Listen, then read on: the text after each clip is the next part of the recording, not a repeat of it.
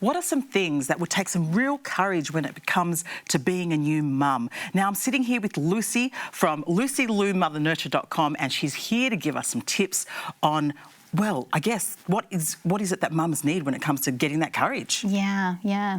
I think it takes courage, firstly, to actually go against the tide. So what are we talking about here? Yeah, not just automatically following what your mother did or what your sister did or even what your best friend did.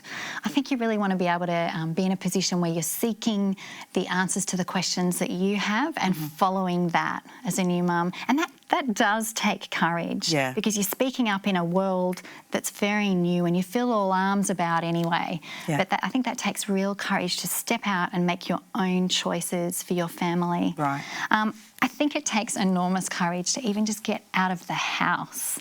That's the truth. Yeah, totally. You've got a boatload of paraphernalia that you've got to take out now, not forgetting the baby, of course, and breast pads for yourself, probably. It's a huge change, because it used to be up and go. Now it's up, pack, sort everything, double check before you walk out that door. And even then you might forget something. Totally. So be brave enough to just get out there. And I think too, you can be fearful of a poo explosion or, will you have enough outfits for the baby or whatever. Just get out there. I think it's really good for mum's mental health to just get out of the house. Right.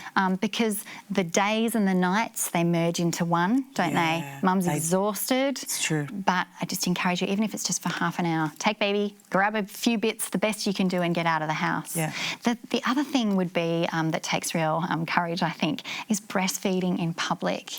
Now, our public spaces are actually, they're much more aligned now to women breastfeeding in public, and they make it more possible. In the day, were they? Yeah, no. We're talking generations ago. No, I remember. And even now, some people still get a bit uncomfortable, but we need to be comfortable with the fact that baby needs to feed, mother needs to feed her, or him. Yeah, and it just needs to be done. And you can do that as discreetly or indiscreetly as you like. There are lots of beautiful little cloths and things that you can drape over yourself.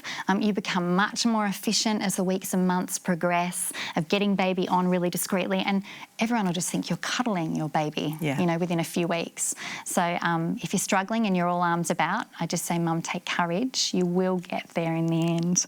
I think it's really important to just follow your intuition as well.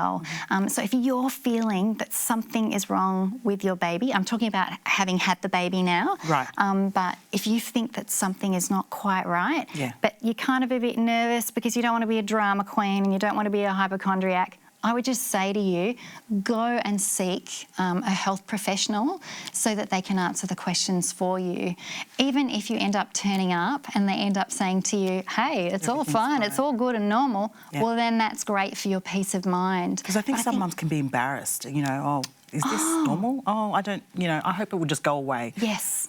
But take courage, seek medical help, seek the help you need, and push for advocacy for your child. If you get to that appointment and they say no, nothing's wrong, but you're still not convinced with the answers you're being given, I would also say to you, keep going. Press on until you get the answers that you need. You are having your first experiences as an advocate for your child.